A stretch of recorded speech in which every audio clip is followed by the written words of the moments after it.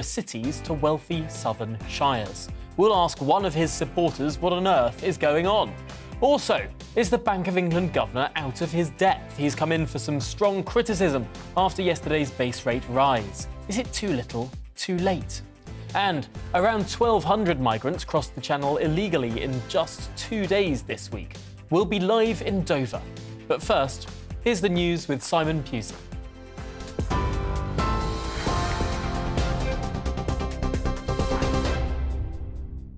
Good afternoon. It's just gone 3 o'clock. I'm Simon Pusey in the GB newsroom. Archie Battersby's family have lodged an appeal with the Court of Appeal after losing a High Court bid to have him transferred to a hospice. The 12-year-old's family had pledged to fight to the end so he could spend his final moments with dignity. This morning, a judge ruled it was not in Archie's best interests to be moved to a hospice. He has been in a coma since April and has been the subject of a lengthy legal battle to continue his life support. The two candidates vying for the Conservative Party leadership position have clashed over warnings of a recession. The Bank of England predicts the UK will face its longest recession since the financial crisis in 2008, as it increased interest rates by half a percentage point to 1.75%.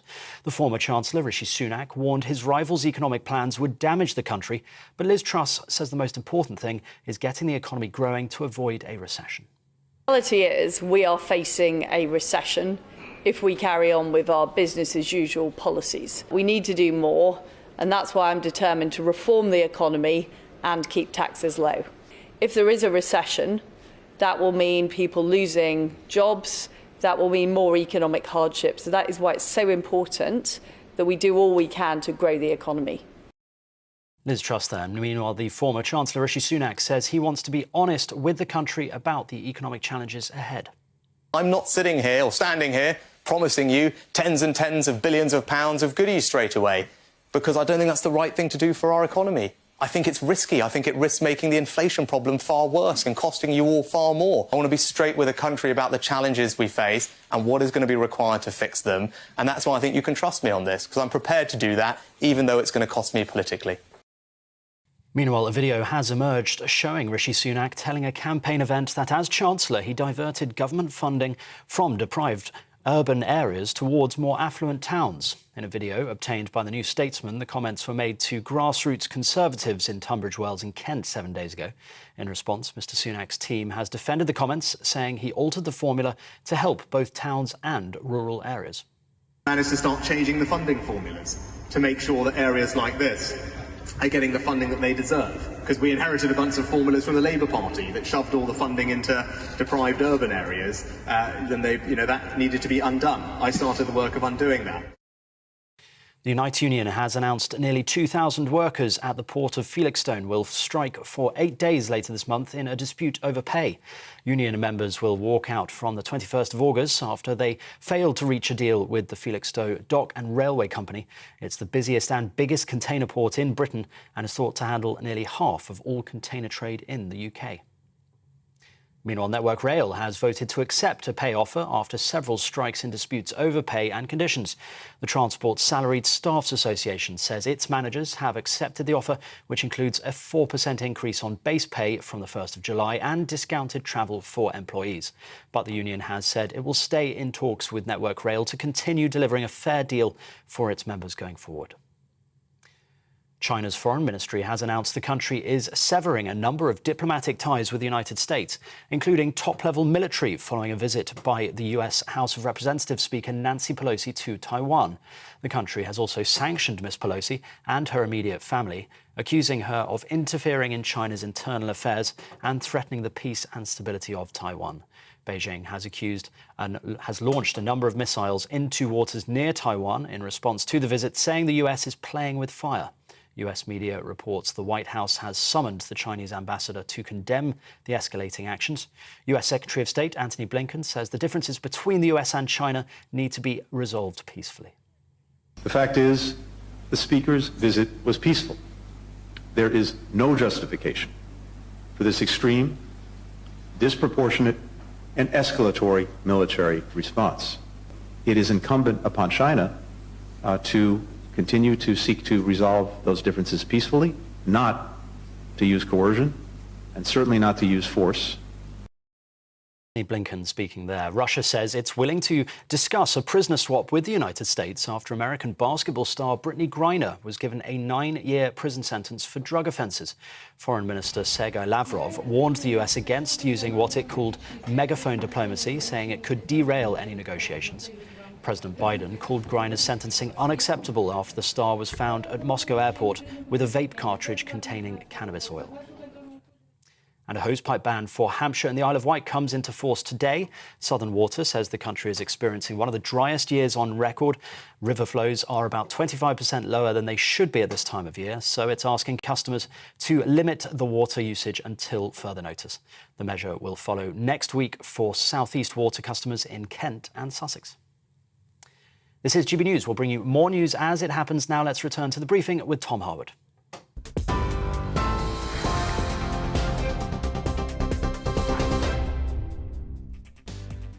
Welcome back. Coming up this hour on The Briefing. After slamming Liz Truss for her plan to cut public sector pay, Rishi Sunak now appears to have been caught suggesting shifting funds from poorer city areas to richer rural ones.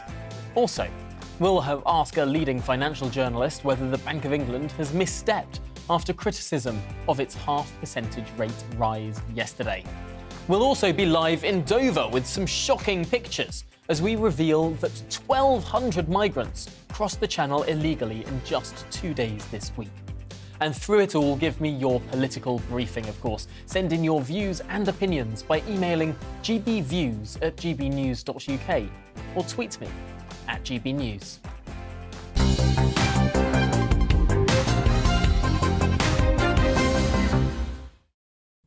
Well, after strong criticism this week of Liz Truss and her plan to reform the way in which public sector pay works in the regions, a plan that was subsequently dropped, of course, Rishi Sunak appears to have been caught while campaigning, seeming to say that he would move funding from poorer city areas into wealthier rural places like Tunbridge Wells.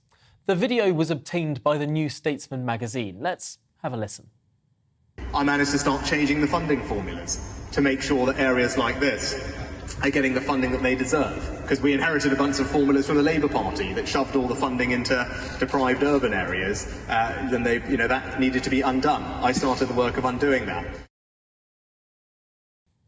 Moving funding from deprived urban areas into areas like Royal Tunbridge Wells, that might not go down so well in the Red Wall. Well, meanwhile, the two Tory leadership rivals set out their competing plans to deal with the economic changes. Of course, the recession forecast by the Bank of England to last 5 quarters. This was in their latest TV clash of sorts last night. Now, Rishi Sunak said Liz Truss's unfunded tax cuts would pour fuel on the fire of inflation. But Liz Truss said a recession was not inevitable if bold action was taken. And she was speaking with reporters earlier today, Liz Truss this is, and this is what she had to say. They're even more important because what we need to do is make sure we get the economy growing. That's why it's so important we don't raise corporation tax and we attract investment right across the United Kingdom. And I'm here in the city today talking about how we can change our rules on investment, Solvency II, which is an old EU rule, replace that so we can turbocharge investment across the country, including more manufacturing investment in places in the north of England. Well, the reality is we are facing a recession if we carry on with our business as usual policies. And people are struggling, whether it's to pay food bills or fuel bills. That's why it's very important that we reverse the national insurance increase, that we have a temporary moratorium on the green energy levy to help people with their fuel bills. But the most important thing is getting the economy going so we avoid a recession. And the business as usual policies aren't working. We need to do more. And that's why I'm determined to reform the economy and keep taxes low. It wasn't a central part of my policy programme, and there were concerns expressed about the impact, which wasn't intended, of the policy, and I thought it was much better to be clear that we're not proceeding with that policy. Well, yesterday, the Bank of England, of course, increased base interest rates from 1.25% to 1.75%. This is the single biggest hike in 27 years, albeit from historic lows. Well, with inflation running rampant at well away from that 2% target, it's up to 9.4% now, expected to go up to over 13% at its peak. Central bankers are deploying their monetary tools in an attempt to prevent inflation from going even higher. Well, let's bring in GB News national reporter Paul Hawkins, who has more. Yeah, hi Tom. We're in Malden, little coastal town not far from Chelmsford in Essex. Lots of small business here, independent businesses, boutique shops, etc. The kind of businesses that are really struggling with inflation and those that are highly leveraged, that have a lot of debt, very exposed to those interest rate rises. Yesterday, we've been speaking to businesses around here though, and the one thing they have in common with people who don't own businesses, with employees, is that they're really suffering with the high energy costs. And unlike homeowners who are protected by price caps, these businesses don't have price caps, so they're not protected. So they are looking at energy increase in their electricity bills, their gas bills of 3, 4, 5 times the normal cost. We've spoken to one cafe owner who said that he was finding it really difficult. He didn't know where to turn now. The energy bills have eroded his margins. When it comes to trying to shop around for stock, there's no point shopping around anymore, so we can't do that.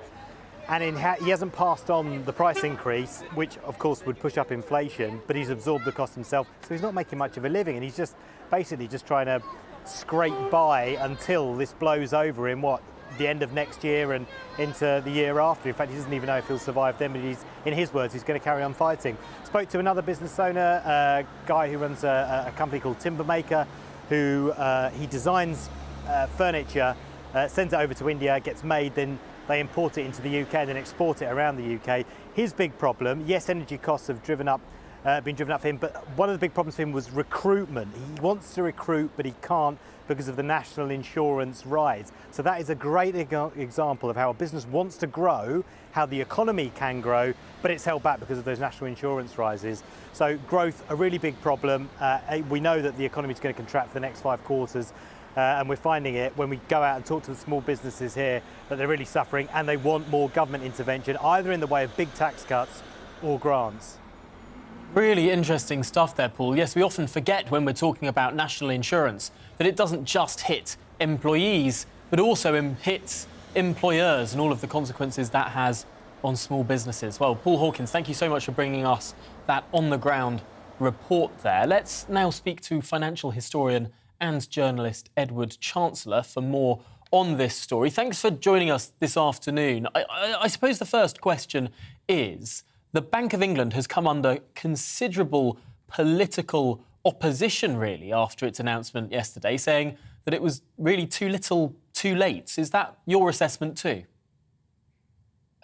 Yes, it is. I mean, I think I've just written a book about the history of interest and pointing out that interest rates over the last decade or so have been lower than at any time in 5 millennia. And interest rates at very low levels cause enormous problems. They cause problems to inflating house prices. And if a central bank, the Bank of England did 2 years ago, the central bank prints a lot of money and the government borrows the money and spends it at a time when interest rates are very low, you tend to get inflation. The Bank of England seems to insist on denying that, but the history of inflation tells you that all great inflations are accompanied by massive increases in the money supply, which is what the Bank of England instituted. The Bank of England yesterday, it almost reminded me of what went on in the 2000s. We had the Labour government saying it had abolished boom and bust and that everything was fine, and then we had the biggest bust that we'd had for 100 years. In almost a similar sort of way, is it that our economists at the Bank of England felt that they'd abolished high inflation, that no matter how low rates went, no matter how much money was printed, inflation would never return, and really now they've been found out? Yeah, I think that's a good parallel. The the failure to anticipate the problems, the fallout from the great credit boom up to 2007, 2008, and how the economists were completely wrong-footed. Both the economists, working for the government in the central banks, but also the economists working in the City of London and in Wall Street, and more recently, during the COVID massive money printing and government expenditure during the COVID lockdowns, the central bank has kept on saying interest rates would remain lower for longer. Inflation expectations are well anchored, and they really didn't see this coming. And as you see, I think 2 years ago, the Bank of England was saying that inflation, were forecasting inflation today at 2%, which is roughly their target. Whereas today, as you say, it's closer to 10%. So there's no doubt they've made a massive error. And I think one of the points that Liz Truss has made is that the Bank of England's inflation mandates and how its independence is managed has to come under question now. I think that's certain. You might even say that it's time for politicians to take back control of monetary policy and therefore take responsibility for the errors and also for when good things happen with monetary policy. Now, a couple of weeks ago, that was suggested by some of the candidates in this leadership race, and there was a bit of an aghast reaction from a lot of the media and indeed from many within Parliament and the world of the bank as well, suggesting that moving this back to politicians would mean short-termist incentives, would mean more erratic interest rates, would mean giveaways just before elections that might have very bad consequences. Would it not be a regressive step to move away from this era where we've had an independent bank since 1997?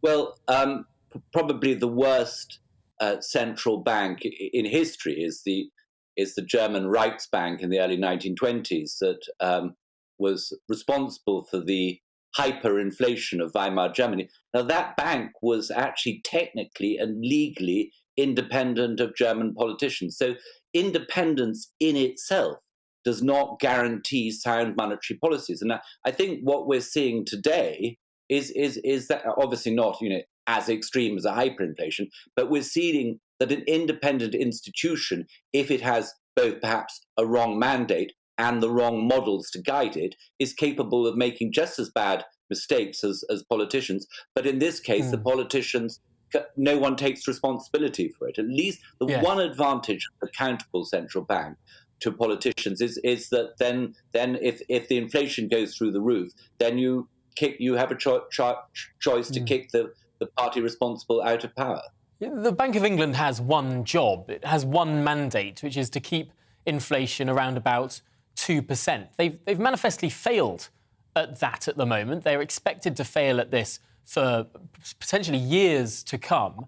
Should there be accountability? Should Andrew Bailey, the governor, take responsibility? Frankly, should he resign? Well, he's said, I think, that he is not intending to resign.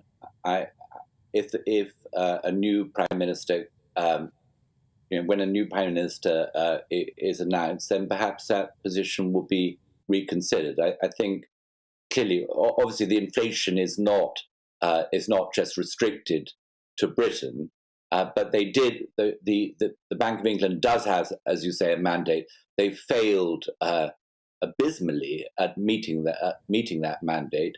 I think the mandate needs changing to be more broad-based, to take into account things like the impact of very low interest rates on house prices, on pensions, on savings, on inequality in the country. So we need a complete rethink of the mandate. But then the question is, once you broaden the mandate, do you really want to set it in stone, or do you want it to be constantly thought about and discussed and debated? Well, these are political issues. I think sort of kicking it off into, kicking this problem off into the world of technocrats and assuming that the technocrats are going to have the correct answer is wishful thinking.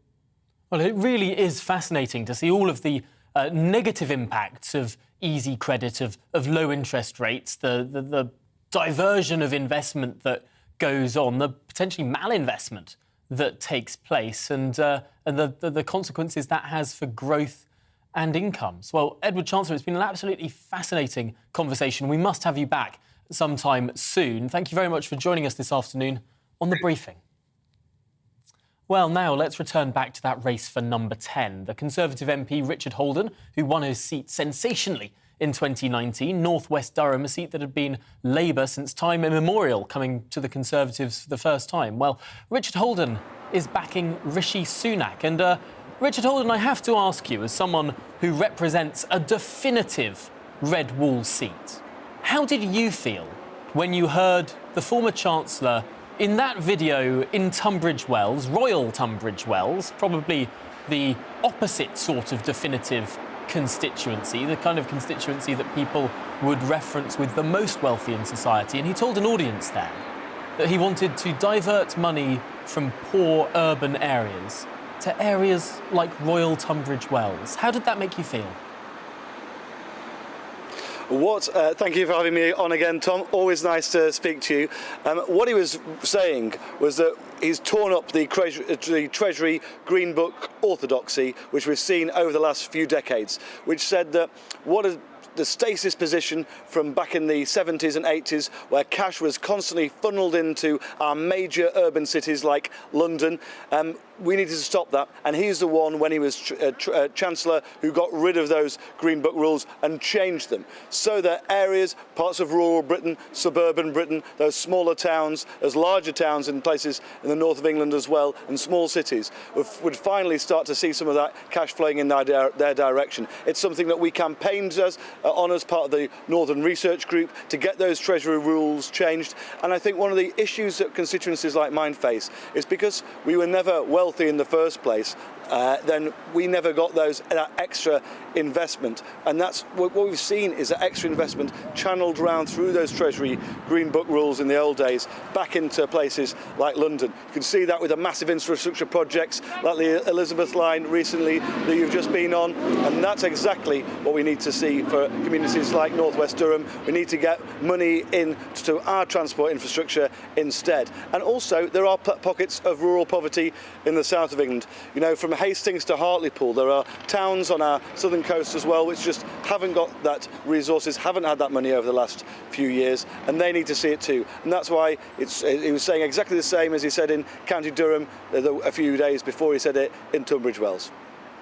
It's interesting, Richard Holden, when you set out that explanation, it sounds more reasonable. However, the words that the former Chancellor used in Royal Tunbridge Wells was taking money away from those poorer urban areas. I mean, clearly, at the very least, that is some terrible communication.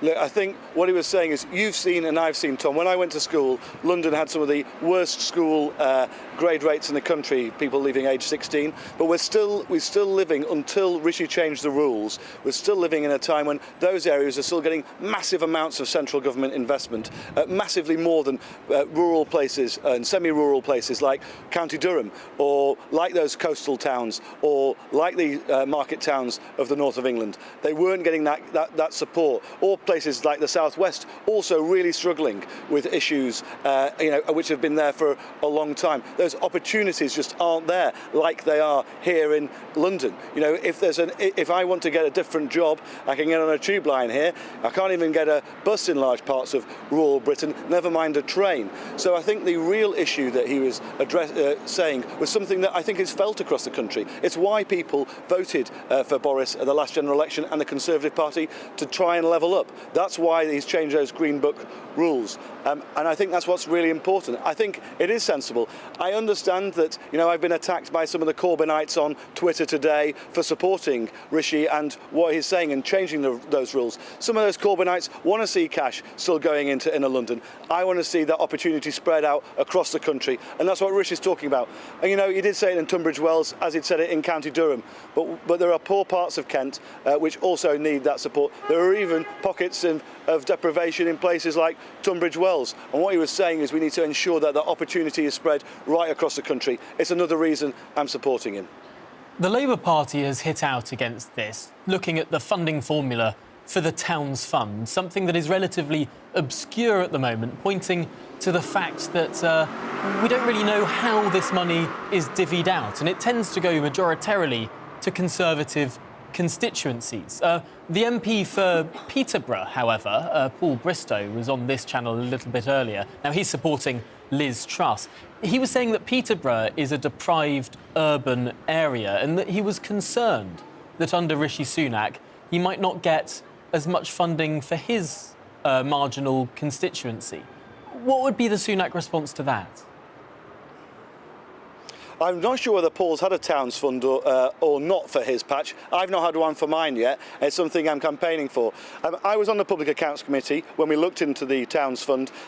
What I saw from that was that actually when the funds were allocated to a lot of those places, like for example Bishop Auckland, it was a Labour seat. It was only since the election that it became a Conservative seat. I think we saw that in quite a few places. Actually, if you look at the seats in England, actually the overwhelming majority of them are Conservative seats. So you would expect a majority of funding to go to Conservative seats, mainly because actually the Conservative Party under Boris Johnson and with Rishi Sunak, who supported him all the way through from those early days on his leadership campaign, like me, we were there fighting for seats like Bishop Auckland to come into the Conservative fold. So, that's what I'd say about that. I would say also to Paul, small cities, towns across the country really been let down by that money constantly being pumped into places like London.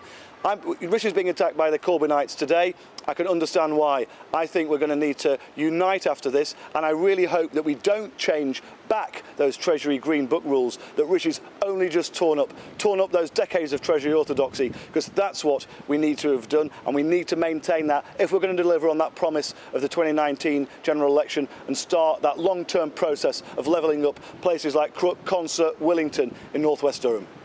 Well, Richard Holden, you have cast a spirited defence of Rishi Sunak. Always a pleasure to have you on the programme. Thank you for your time this afternoon on The Briefing. Always good to see you, Tom. Now, next we'll be heading over to Dover to get the latest on those channel crossings. The numbers are up yet again, but before that, a short break.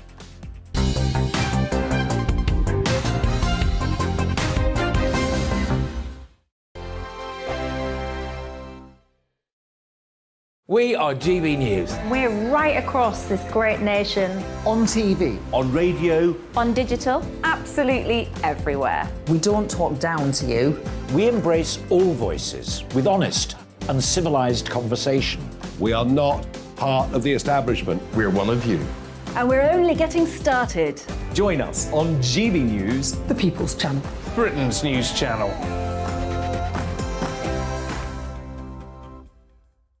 Hi there, it's Stephen and Anne. At breakfast from 6 a.m, you'll always be caught up with everything you need to know, the latest headlines, opinions and debates. We'll bring you the good news and the bad, but most of all, we're here for you. Remember, send in your views and let us know what you would like us to talk about. That's because we're your news channel. And every morning at 6 a.m, it's breakfast on GB News. My name's Tom Harwood, and join me 9:30 a.m. every weekday for The Briefing, your one-stop shop for everything you need to know about what's going on in politics today. I wonder if this is a deal that might need to be like the biscuits in this factory, twice baked. Is there not an opportunity here to win out against the extremes? Tom Harwood, GB News. What are you going to do about it? Things should have been done differently, and they certainly are being done differently. Don't miss it. The Briefing with me, Tom Harwood, 9:30 Monday to Friday on GB News.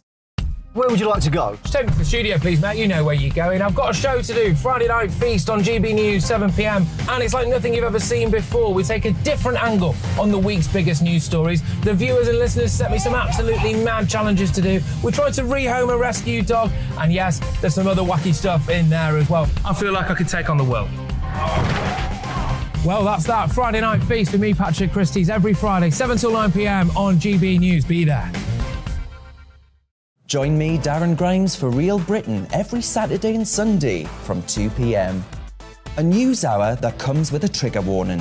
Scorching hot opinion with prominent guests saying the unsayable, and a little bit of weekend fun thrown in. Unlike other broadcasters, I won't be forgetting what the B in our name stands for. So Howie in for Real Britain, Saturday and Sunday from 2 p.m.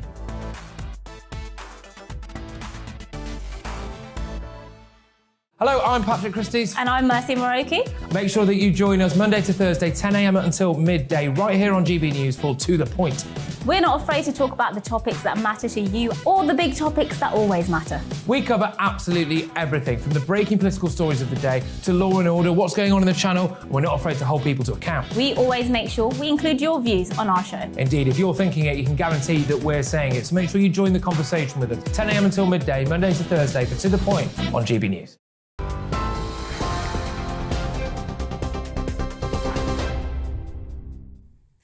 It's 3:31. I'm Tatiana Sanchez in the GB newsroom. Archie Battersby's family have lodged an appeal with the Court of Appeal after losing a High Court bid to have him transferred to a hospice. The 12-year-old's family had pledged to fight to the end so he could spend his final moments with dignity. Well, this morning, a judge ruled it was not in Archie's best interest to be moved to a hospice. He's been in a coma since April and has been the subject of a lengthy legal battle to continue his life support. The two candidates vying for Conservative Party leadership have clashed over warnings of a recession. The Bank of England predicts the UK will face its longest recession since the financial crisis in 2008, as it raised interest rates by half a point to 1.75%. Former Chancellor Rishi Sunak warned his rival's economic plans would damage the country. But Liz Truss argued her plans provided the bold action needed to take rising prices. China's foreign ministry has announced the country is severing a number of diplomatic ties with the United States following US House of Representatives Speaker's trip to Taiwan. The country has also sanctioned Nancy Pelosi and her immediate family, accusing her of interfering in China's internal affairs and threatening the peace and stability of Taiwan. Well, Beijing has launched a number of missiles into waters near Taiwan in response to the visit, saying the US is playing with fire. US media reports the White House has summoned the Chinese ambassador to condemn the escalating actions. The Unite Union has announced nearly 2,000 workers at the port of Felixstowe will strike for 8 days later this month in a dispute over pay. Union members will walk out from 21st of August after they failed to reach a deal with the Felixstowe Dock and Railway Company. It's the biggest and busiest container port in Britain and is thought to handle nearly half of all container trade in the UK. TV online and DAB Plus radio. This is GB News. Now it's back to the briefing with Tom Harwood.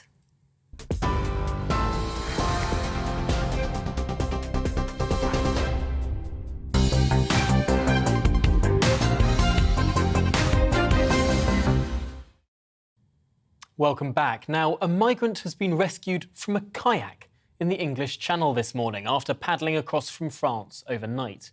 He was one of around 1,200 migrants who crossed the Channel in just 2 days this week. It comes as both Tory leadership candidates say they are committed to tackling the small boats crisis. Our Home and Security editor, Mark White, is live for us in Dover. So, Mark, can you tell us more, first of all, about this extraordinary crossing in a kayak? Yeah, I mean, it indicates the desperation of this gentleman to try to reach the UK. He was picked up about 5 miles off Dover this morning, so he'd managed to get a fair way across the 22 miles from France to the Kent coast, having set off from France last night. He was picked up by Border Force just after 9 a.m. this morning and taken here to Dover for medical checks and for processing, but seemed fine as he arrived here. And as you said in your introduction there, Tom, one of around 1,200 people who've been pulled off small boats that have crossed the English Channel in just 2 days, because although it's a lovely day today, it's actually quite windy, especially out in the Channel, and it's been like that for most of the week. The exception being Monday, when a record 696 crossed, the biggest number who crossed in a single day this year. Then, of course, on Thursday, we got reports that 388 had crossed and another 90 had crossed overnight. So, as I say, it takes it to around 1,200 in just 2 days. To these numbers, 696, 388, 90. How do we know that these are the numbers that are coming across? Clearly, there could be people who are coming that we do not count. And the other question is, if they're coming across and we're counting them, what happens when they arrive? Are these all people heading to detention centres? Well, I think previously, before the armed forces took over control of the channel and the people smuggling crisis, then there was those boats that would make it to the Kent coast, excuse me, and sometimes those on board were seen, we filmed it ourselves, disappearing up through villages and out to God knows where. The military are now fairly confident that with the resources they've got in the channel, that very few boats ever make it to the Kent coast. They intercept them before they get to the coastline. So in doing that, then they have control of them. They're taken here. We have a fairly firm idea of the numbers because we have a Kent-based producer who, God love him, is here every day that the migrants are, counting them as they come off these boats and up the gangway there. This is the gangway you've seen many times before, Tom. They're counted up there in their dozens as they arrive off the Border Force vessels, and then the boats are towed in. These are the boats, Tom, that are composite rubber, pretty flimsy. They can hold up to 50 people, believe it or not, 50 on these people. boats. They've got a kind of a wooden slatted, yeah, indeed, a wooden slatted floor. But it was one of these vessels that sank last year with the loss of 27 lives because they are so flimsy. They're bought to order in Turkey. They're then sent over to Germany by road. They're there partially assembled and then distributed to people smugglers along the northwest coast of France. And there they are hidden in the sort of the undergrowth, the wooded areas near the beaches where they set off from, and then on the good, the calm days, they're assembled and then they run into the water to make it to the UK. And providing they get in to the water and offshore okay, then they're pretty much guaranteed that when they reach the line, the demarcation line between UK waters and French waters, then they'll be picked up by UK authorities. I have to say, for those watching, listening on radio rather than watching on television, it's the most extraordinary picture of these 3 or 4 boats all lined up, parked pretty serenely, looking like they're about to take people out as a tender to another bigger boat or perhaps to play around in the water. I can't imagine 50 people crammed onto those rickety little things. The most extraordinary sight. Well, Mark White, thank you so much for bringing us this story and for keeping us up to date with everything going on in Dover. It feels like it gets worse every single summer, and we really appreciate your hard graft down there for us. Well, up next we'll be discussing the housing shortages and why the plans for housing may not have featured majorly in the Conservative leadership contest. Before then, a short break.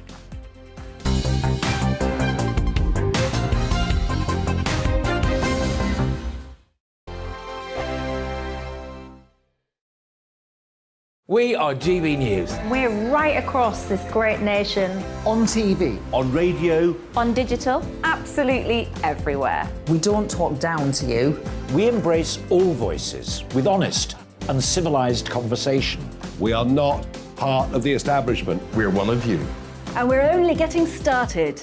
Join us on GB News, the People's Channel. Britain's news channel.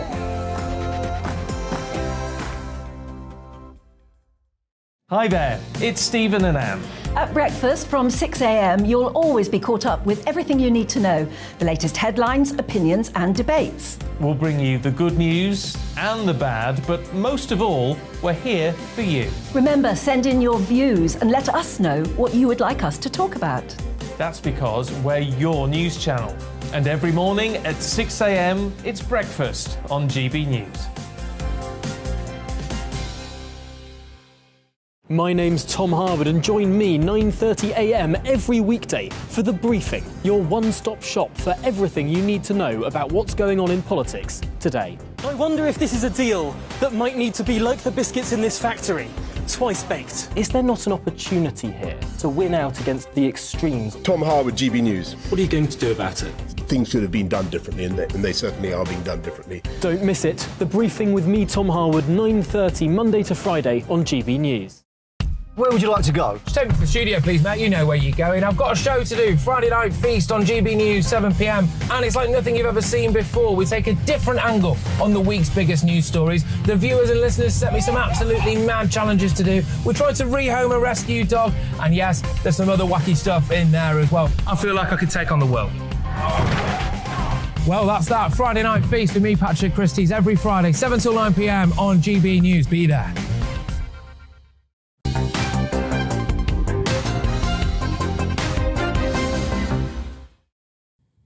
Welcome back. Now, Holly Dance, the mother of Archie Battersby, says her family is broken after they lost a High Court bid to have him transferred to a hospice to die, but added that they'll keep going.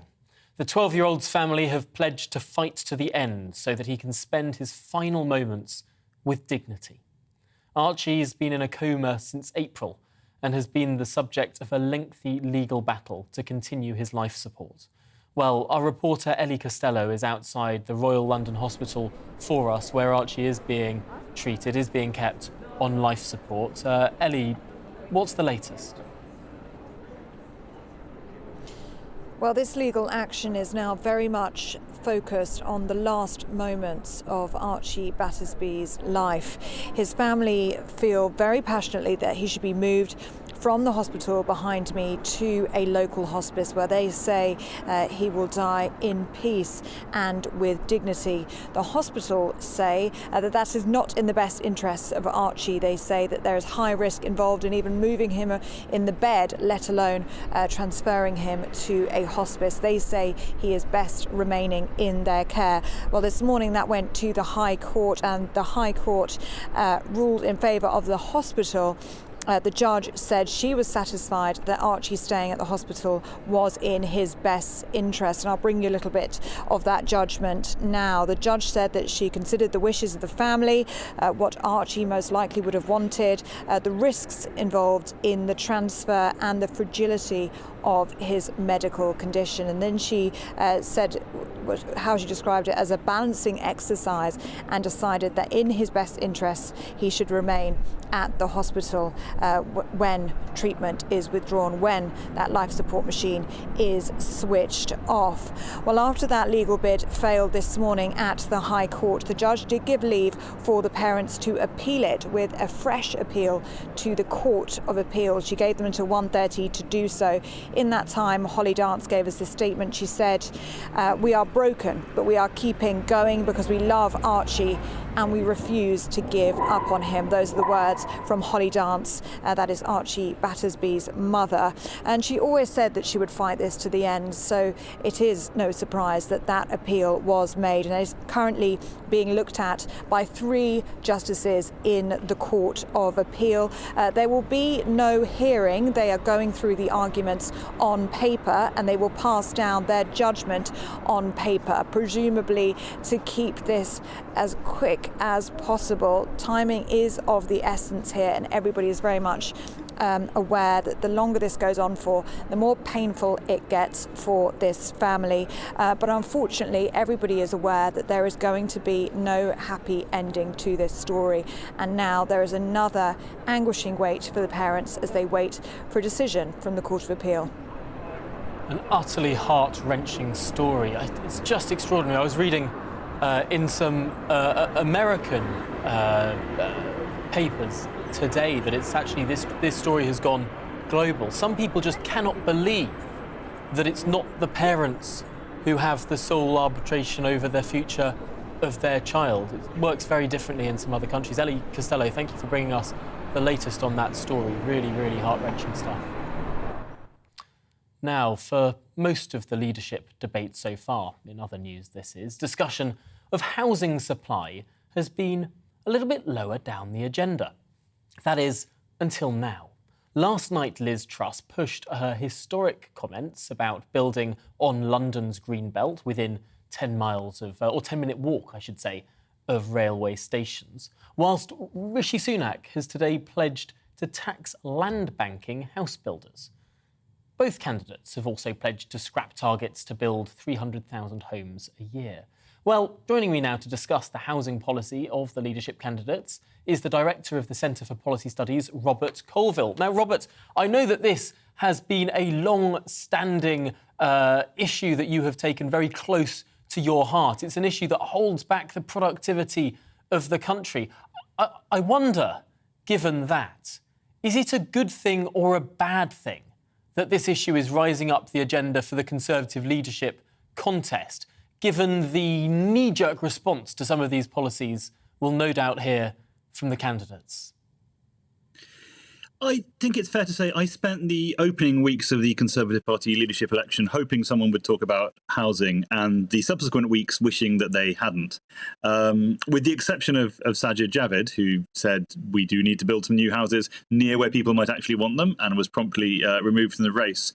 Both of the leading candidates, and to be fair, most of the other candidates, Penny Mordaunt being a signal example, have pursued a platform of essentially pandering to local Tory voters, local Tory councils, by promising that we don't need to build...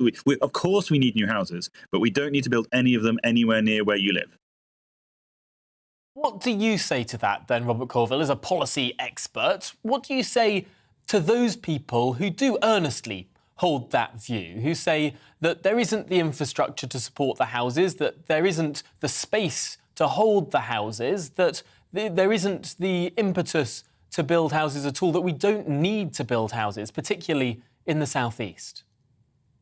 Yeah, so I do understand a lot of the concerns. We've built generally quite poor quality housing in recent years. We've not delivered the infrastructure alongside it. It's been quite small. It's been quite cookie cutter. But that said, and I understand the idea that we should build on brownfield first. Of course we should. Everyone agrees with that. And in fact, in the wake of the pandemic, we're going to need to do an awful lot of regeneration of high streets, which have loads of empty shops in them. And putting housing in those communities, in those high streets, is a really good idea. But where I sort of differ from where the candidates are is, fundamentally, there isn't enough brownfield land. There's not this kind of mystical space called brownfield where you can say we're going to put some houses up and everyone is completely fine with that.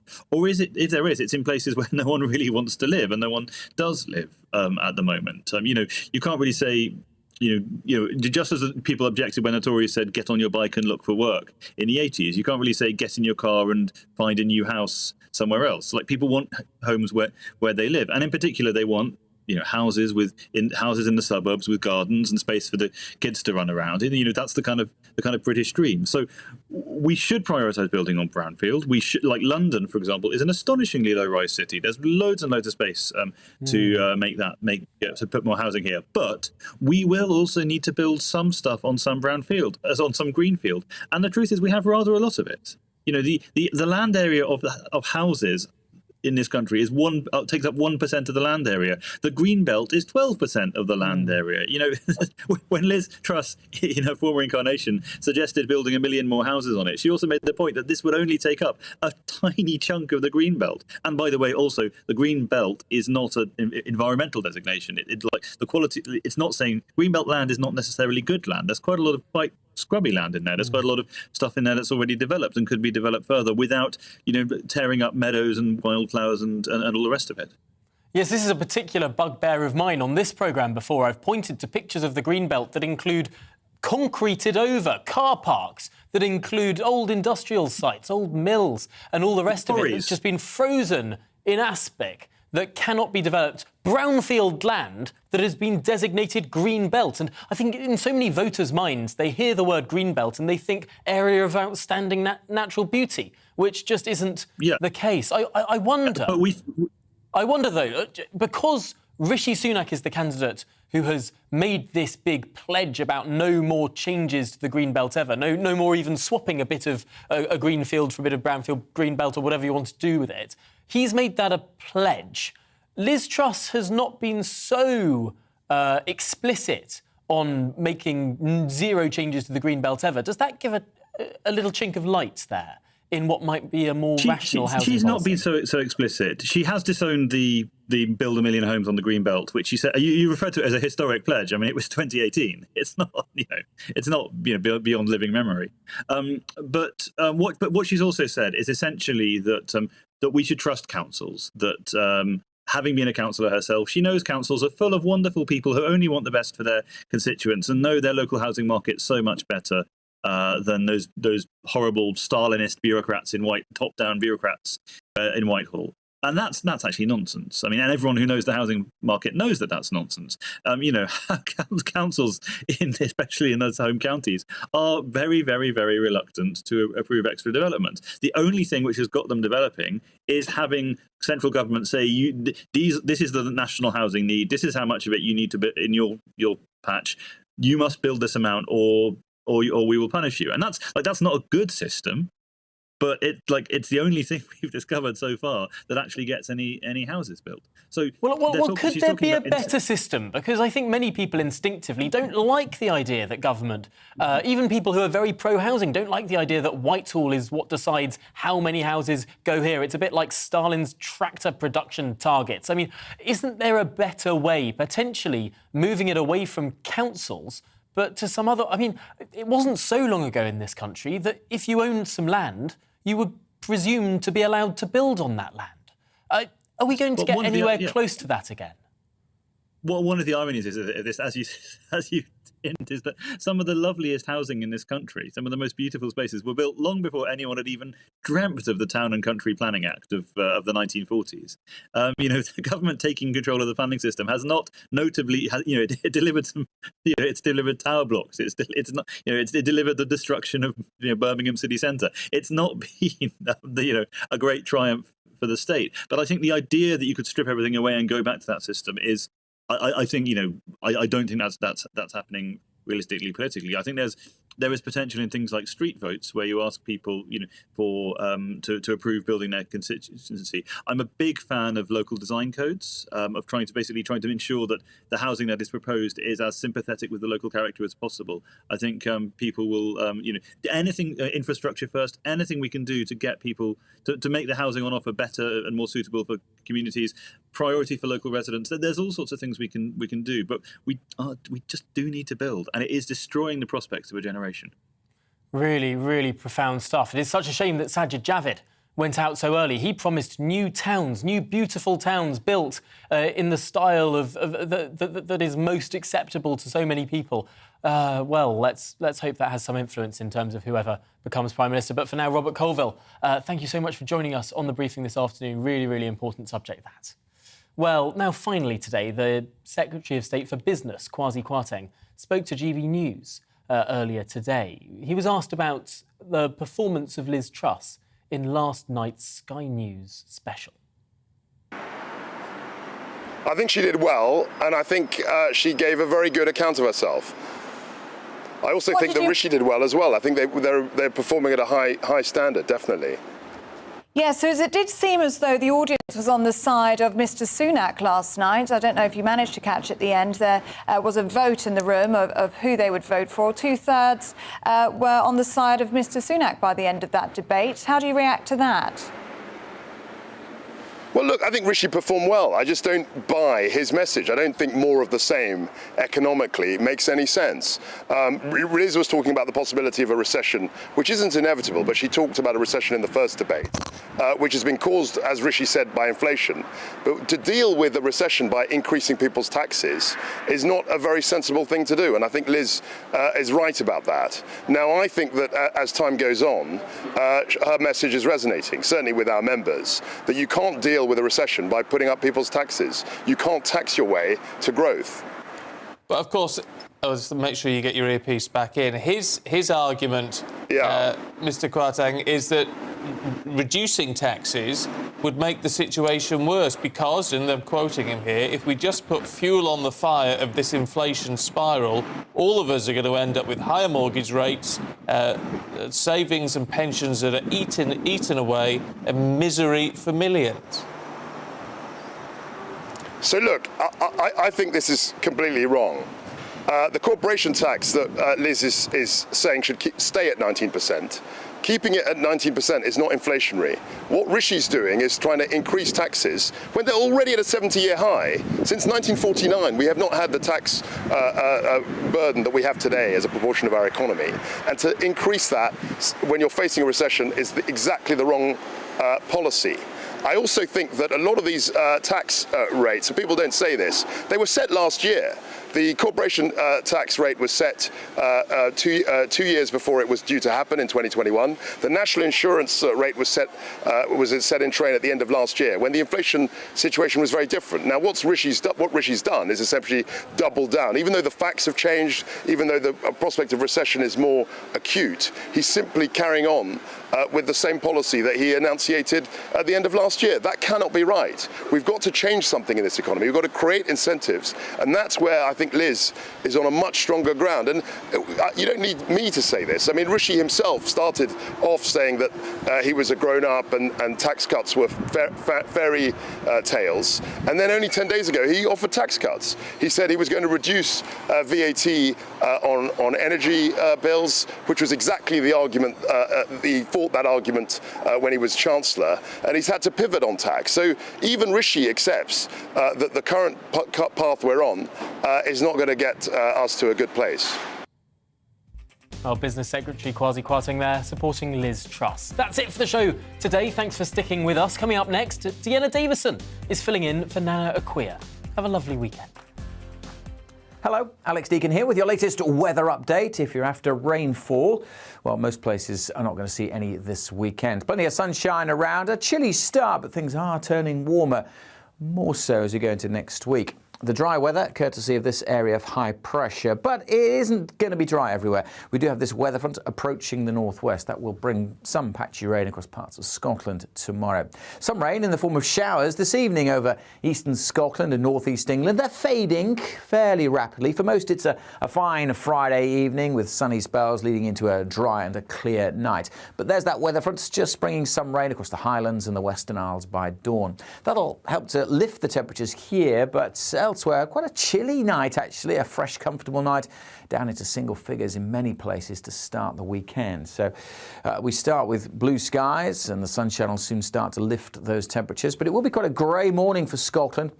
Bit of patchy rain for Northern Ireland, and we'll see a few lightish showers spreading across the central belt at times, but staying fairly damp across the far north of Scotland. Temperatures here mid to high teens. If it brightens up in the east later, we might see 20 Celsius, but further south, easily over 20 degrees, 24, 25 across the southeast. So feeling pretty warm by the afternoon after that chilly old start. A bit more cloud splitting into northern England, small chance of a shower here and there on Saturday evening. We will keep further outbreaks of rain going over the Highlands, the Northern Isles and the Western Isles, but otherwise most places looking again dry as we head into Sunday. And again, certainly across the south, another day of lengthy spells of sunshine, and after a coolish start it'll be pretty warm by the afternoon.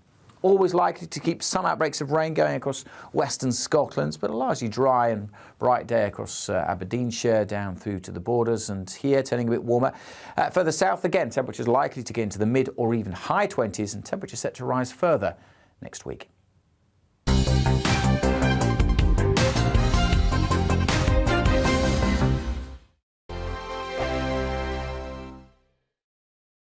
We are GB News. We're right across this great nation. On TV. On radio. On digital. Absolutely everywhere. We don't talk down to you. We embrace all voices with honest and civilised conversation. We are not part of the establishment. We're one of you. And we're only getting started. Join us on GB News, the People's Channel. Britain's news channel.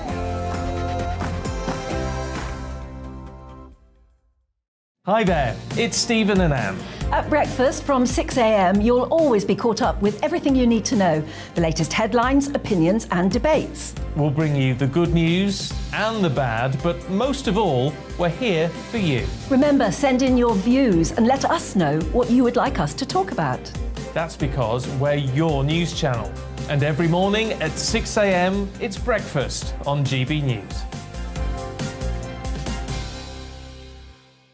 My name's Tom Harwood, and join me 9:30 a.m. every weekday for The Briefing, your one-stop shop for everything you need to know about what's going on in politics today. I wonder if this is a deal that might need to be like the biscuits in this factory, twice baked. Is there not an opportunity here to win out against the extremes? Tom Harwood, GB News. What are you going to do about it? Things should have been done differently, and they certainly are being done differently. Don't miss it. The Briefing with me, Tom Harwood, 9:30 Monday to Friday on GB News.